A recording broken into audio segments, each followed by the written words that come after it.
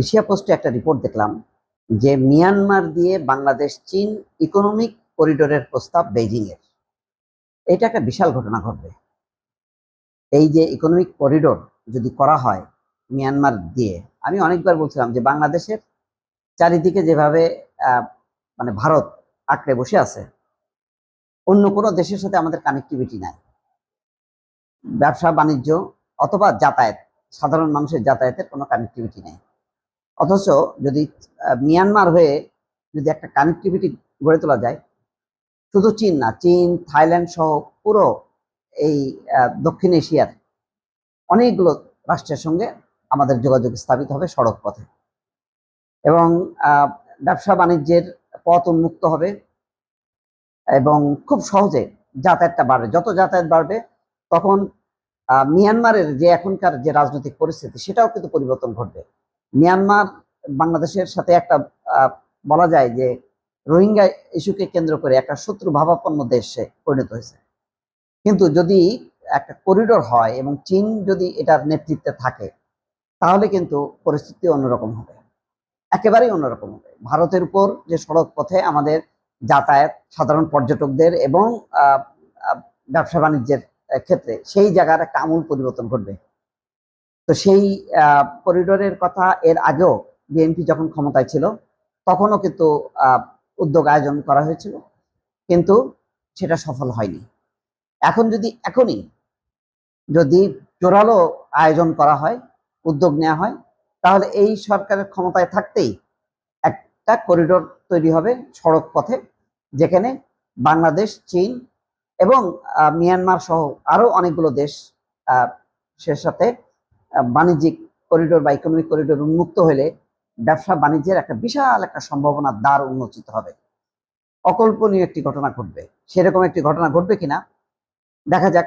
এখানে শুক্রবার বৈঠক শেষে বলা হচ্ছে, করিডোরটির লক্ষ্য হচ্ছে বাংলাদেশের অর্থনীতির পরিধি, বাণিজ্যিক লেনদেন, মাল্টি মডাল পরিবহন ব্যবস্থার সম্প্রসারণ।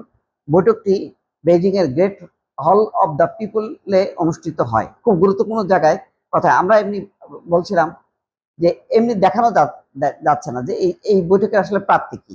এই বৈঠকের প্রাপ্তি এটাই, যদি এই ইকোনমিক করিডোর সত্যি সত্যি স্থাপন করা যায়, এবং এটা চীনের পক্ষে সম্ভব। চীন রাতারাতি যেভাবে পাহাড় পর্বত কেটে তারা সড়ক তৈরি করে, লাদাখ সহ বিভিন্ন জায়গায় দেখা গেছে, সেরকম যদি উদ্যোগ নেয়। আর চীন হচ্ছে এমন একটা অবস্থান, মিয়ানমারের সকল বিদ্রোহী গোষ্ঠী, সরকার সবাই চীনকে মানে কি বলে, চীনের প্রতি অনুগত। চীনের সাথে সবারই সম্পর্ক আছে, সরকার বিরোধী সব পক্ষের সঙ্গে। ফলে এখানে চীনের যদি উদ্যোগটা সফল হয়, তাহলে ভারতের উপর নির্ভরশীলতা কেটে যাবে বাংলাদেশের। এখন ভারত যেভাবে সড়ক পথে বাণিজ্য যেভাবে ব্লক করে দিচ্ছে, তার বিপরীতে এই ঘটনাটা হবে একটা ঐতিহাসিক ঘটনা। মাহাদি আমিন বলছেন, বৈঠকে বাংলাদেশ থেকে মিয়ানমার এবং চীন হয়ে একটি ইকোনমিক করিডোর তৈরির প্রস্তাব এসছে। এই ইকোনমিক করিডোরের মূল উদ্দেশ্য হচ্ছে বাংলাদেশের অর্থনীতির ব্যাপ্তি বাড়ানো, ট্রানজেকশন বাড়ানো এবং মাল্টি মডারেল ট্রান্সপোর্টকে আরো এগিয়ে নিয়ে যাওয়া। তো স্থানীয় সময় সকাল 10টায় বেজিং এর গ্রেট হল অব দ্য পিপল অবস্থিত প্রেসিডেন্ট কার্যালয়ে বৈঠকটা হয়। তার মানে এটা খুব গুরুত্বপূর্ণ কিন্তু একটা বিষয় এখানে দাঁড়ায় গেল, যে ইকোনমিক করিডোর। এবং এইটা যদি এর আগে নানা বাধা বিঘ্নের কারণে বিএনপি সরকার করতে পারেনি, আর গত 15 বছরে তো প্রশ্নই ওঠে না, মানে এই মিয়ানমার হয়ে চীনের সাথে একটা ইকোনমিক করিডোর স্থাপন হবে, এখনই এটা সুবর্ণ সময়। এটা যদি ঘটাইতে পারে, তাহলে কিন্তু মানে বাংলাদেশের ভৌগোলিক, রাজনৈতিক নানান সম্ভাবনা এমনভাবে উন্মোচিত হবে, যেটা একটা অকল্পনীয় ঘটনা ঘটবে, এবং ভূ রাজনীতির একটা চ্যালেঞ্জটা পরিবর্তন হবে। দেখা যাক শেষ পর্যন্ত কি হয়। আমরা বারবার সরকারের ঊর্ধ্বতন কর্তৃপক্ষের সাথে কথা বলছি, তারা বলছেন একটা গ্রিড নষ্ট হয়েছে, আর একটা গ্রিড নষ্ট হয়েছে। বিদ্যুৎ এবং জ্বালানির নিশ্চয়তা যদি না থাকে, আজকে লোডশেডিং এ জীবন মানে পর্যদস্ত হয়ে উঠেছে, মানুষ অতিষ্ঠ হয়ে গিয়েছে। আমার নির্বাচনী এলাকা থেকে আমাকে বারবার সর্বস্তরের মানুষের পক্ষ থেকে মেসেজ দেওয়া হচ্ছে, ফোন দেওয়া হচ্ছে, ঘন্টার পর ঘন্টা লোডশেডিং। এখন বিদ্যুৎ কতক্ষণ থাকে না, বিদ্যুৎ কতক্ষণ পর পর যায় তা না, বিদ্যুৎ কতক্ষণ পর পর আসে সেই হিসাব, রাতে মানুষের ঘুম নেই, দিনে মানুষের কার্যক্রম নেই, একটা জনজীবন অতিষ্ঠ হয়ে উঠেছে। আমরা বারবার সরকারের ঊর্ধ্বতন কর্তৃপক্ষের সাথে কথা বলছি, তারা বলছেন একটা গ্রিড নষ্ট হয়েছে, আর একটা গ্রিড নষ্ট হয়েছে।